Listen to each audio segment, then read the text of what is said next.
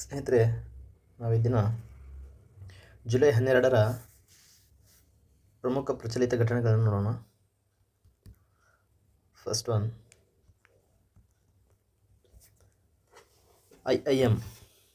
IIM Indian institute of management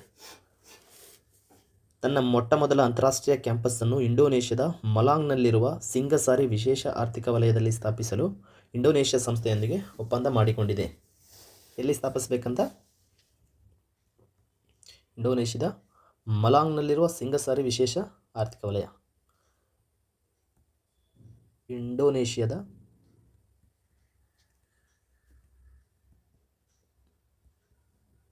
ಮಲಾಂಗ್ನಲ್ಲಿರುವ ಸಿಂಗಸಾರಿ ವಿಶೇಷ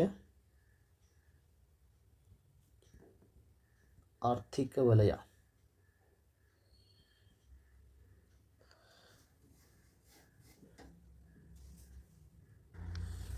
ಆರ್ಥಿಕ ವಲಯದಲ್ಲಿ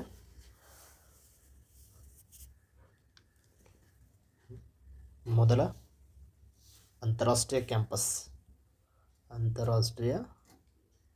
ಕ್ಯಾಂಪಸ್ ಸ್ಥಾಪನೆಗೆ ಮುಂದಾಗಿದೆ.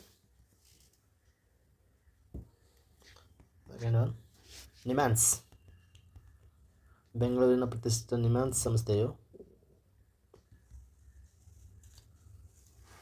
ದೇಶದಲ್ಲೇ ಮೊದಲ ಬಾರಿಗೆ ಪಾರ್ಶ್ವವಾಯು ಪೀಡಿತ ರೋಗಿಗಳಿಗಾಗಿ ಸಾರ್ವಜನಿಕವಾಗಿ ಲಭ್ಯವಿರುವ ಸ್ಲೀಪ್ ಡೇಟಾಬೇಸ್ ಯಾವುದು? ಸ್ಲೀಪ್ ಡೇಟಾಬೇಸ್ ಬಿಡುಗಡೆ ಮಾಡಿದೆ.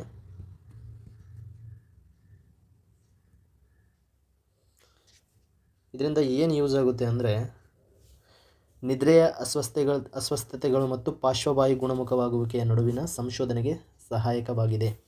ಯಾವುದು? ನಿದ್ರೆಯ ಅಸ್ವಸ್ಥತೆ ಮತ್ತು ಸ್ಟ್ರೋಕ್ ಅಂತ ಕರಿತೀವಲ್ಲ, ಪಾರ್ಶ್ವವಾಯು ಸ್ಟ್ರೋಕ್ ಗುಣಮುಖವಾಗುವಿಕೆಯ ನಡುವಿನ ಸಂಶೋಧನೆಗೆ ಸಹಾಯಕವಾಗಿದೆ.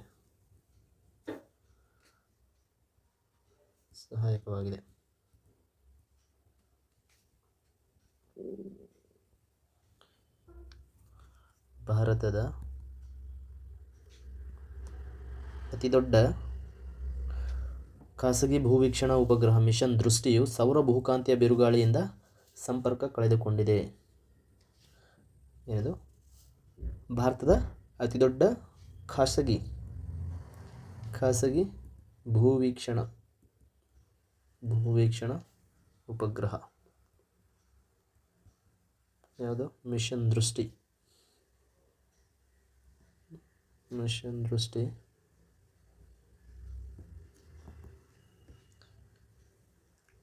ಸೌರ ಭೂಕಾಂತೀಯ ಬಿರುಗಾಳಿಯಿಂದ ತನ್ನ ಸಂಪರ್ಕ ಕಳೆದುಕೊಂಡಿದೆ ಅಂತ ನ್ಯೂಸಲ್ಲಿ ಬಂದಿದೆ. ಈ ಉಪಗ್ರಹವನ್ನು ಸಿದ್ಧಪಡಿಸಿದವರು ಗ್ಯಾಲಕ್ಸ್ ಐ ಅನ್ನೋ ಬೆಂಗಳೂರಿನ ಒಂದು ಸಂಸ್ಥೆ. ನೆಕ್ಸ್ಟ್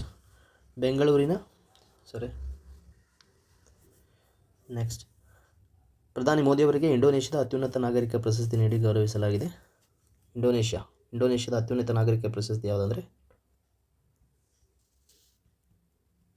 ಬಿತಂಗ್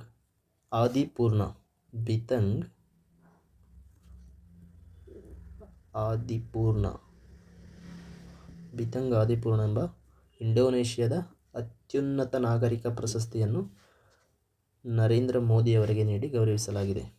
ಯಾರಿಗೆ? ಮೋದಿಜಿ. ಇವರು ಬಿತಂಗ್ ಆದಿಪೂರ್ಣ ಪ್ರಶಸ್ತಿಯನ್ನು ಪಡೆದ ಎರಡನೇ ಭಾರತೀಯ ಪ್ರಧಾನಿಯಾಗಿದ್ದಾರೆ. ಮೊದಲು ಪಡೆದುಕೊಂಡವರು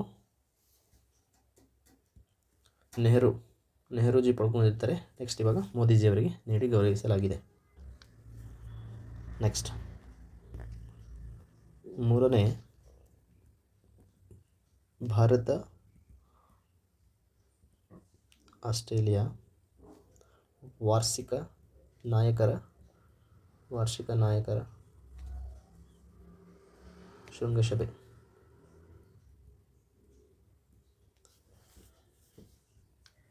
ಈ ಶೃಂಗಸಭೆಯಲ್ಲಿ ಆಸ್ಟ್ರೇಲಿಯಾದ ಕೊಕೋಸ್ ಕೀಲಿಂಗ್ ದ್ವೀಪದಲ್ಲಿ ಟ್ರ್ಯಾಕಿಂಗ್ ಟರ್ಮಿನಲ್ ವ್ಯವಸ್ಥೆಯನ್ನು ಒದಗಿಸುವುದಾಗಿ ಆಸ್ಟ್ರೇಲಿಯಾ ಹೇಳಿಕೊಂಡಿದೆ. ಇದು ಗಗನಯಾನ ಮಿಷನ್ಗೆ ಸಹಾಯಕವಾಗುವಂಥದ್ದು. ಗಗನಯಾನ್ ಮಿಷನ್ಗೆ ಸಹಾಯಕವಾಗುವಂತೆ ಕೊಕೋಸ್ ಕೀಲಿಂಗ್ ದ್ವೀಪದಲ್ಲಿ. ಯಾವ ದ್ವೀಪ? ಕೊಕೋಸ್ ಕೀಲಿಂಗ್ ದ್ವೀಪ. ಟ್ರ್ಯಾಕಿಂಗ್ ಟರ್ಮಿನಲ್ ಬೆಂಬಲ ನೀಡುವುದಾಗಿ ಘೋಷಿಸಿದೆ. ಯಾವುದು? Tracking terminal. ದಕ್ಷಿಣ ಏಷ್ಯಾದ ಅತಿದೊಡ್ಡ ಖಾಸಗಿ ಕ್ಷಿಪಣಿ ಸಂಕೀರ್ಣವನ್ನು ಅದಾನಿ ಡಿಫೆನ್ಸ್ ಅಂಡ್ ಏರೋಸ್ಪೇಸ್ ಸಂಸ್ಥೆ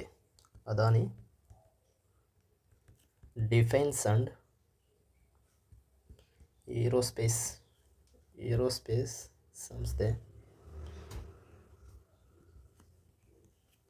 ಮಧ್ಯಪ್ರದೇಶದ ಶಿವಪುರಿಯಲ್ಲಿ ದಕ್ಷಿಣ ಏಷ್ಯಾದ ಅತಿದೊಡ್ಡ ಖಾಸಗಿ ವಲಯದ ಕ್ಷಿಪಣಿ ಉತ್ಪಾದನಾ ಸಂಕೀರ್ಣವನ್ನು ಸ್ಥಾಪಿಸಲು ಮುಂದಾಗಿದೆ. ಇಲ್ಲಿ ಮಧ್ಯಪ್ರದೇಶದ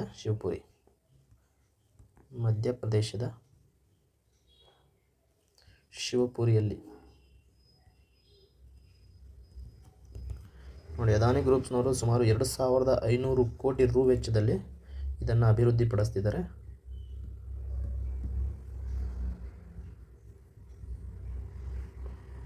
ನೆಕ್ಸ್ಟ್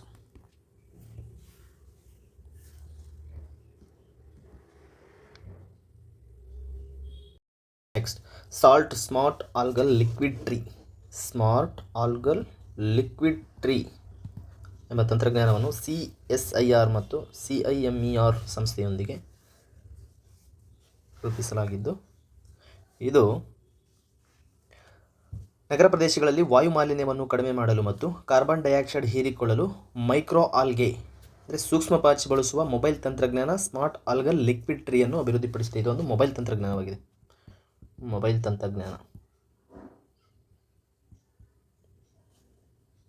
ಎಲ್ಲಿ? ನಗರ ಪ್ರದೇಶದ ಕಾರ್ಬನ್ ಡೈಆಕ್ಸೈಡ್ CO2 ಕಡಿಮೆ ಮಾಡಲಿಕ್ಕೆ ಈ ತಂತ್ರಜ್ಞಾನ ಅಭಿವೃದ್ಧಿಪಡಿಸಿರ್ತಕ್ಕಂಥದ್ದು. ನೆಕ್ಸ್ಟ್ ಅಂತಾರಾಷ್ಟ್ರೀಯ ಹಣಕಾಸು ಸಂಸ್ಥೆ IMF, ಇಂಡಿಯನ್ ಮಾನಿಟರಿ ಫಂಡ್, ಇದೊಂದು ವರದಿಯನ್ನು ಬಿಡುಗಡೆ ಮಾಡಿದೆ. ಜುಲೈ ತಿಂಗಳ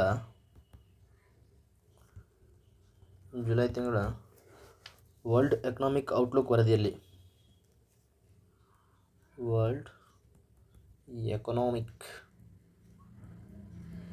ವರದಿಯನ್ನು ಬಿಡುಗಡೆ ಮಾಡಿದೆ. ಈ ವರದಿಯಲ್ಲಿ ಭಾರತದ GDP ಬೆಳವಣಿಗೆಯು 2026-27 ಹಣಕಾಸು ವರ್ಷಕ್ಕೆ 6.4% ಇರಲಿದೆ. ಎಷ್ಟಿರಲಿದೆ ಅಂತ ಹೇಳಿದೆ ಅಂದರೆ 6.4% ಇರಲಿದೆ ಎಂದು ಅಂದಾಜು ಮಾಡಿದೆ. ನೆಕ್ಸ್ಟ್ ಅಸ್ತ್ರ MK1 ಕ್ಷಿಪಣಿ ರಫ್ತು.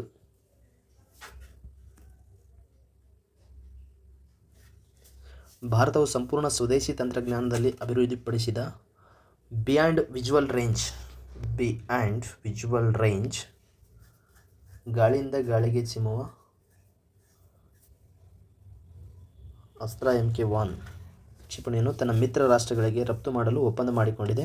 ಇದು ಶಬ್ದಾತೀತ ವೇಗದಲ್ಲಿ ವೈಮಾನಿಕ ಗುರಿಗಳನ್ನು ಧ್ವಂಸಗೊಳಿಸುವ ಸಾಮರ್ಥ್ಯವನ್ನು ಹೊಂದಿದೆ. ಇದೊಂದು ಏರ್ ಟು ಏರ್ ಮಿಷನ್ ಆಗಿದೆ.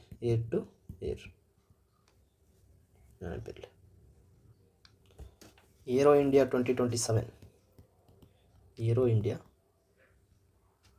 2027 ಎಂದಿನಂತೆ ಬೆಂಗಳೂರಿನ ಯಲಹಂಕದಲ್ಲಿ ನಡೆಸಲು ತೀರ್ಮಾನಿಸಿದೆ. ಇದರ ನೋಡಲ್ ಏಜೆನ್ಸಿ ಬಂದು HAL. Hindustan aeronautic limited.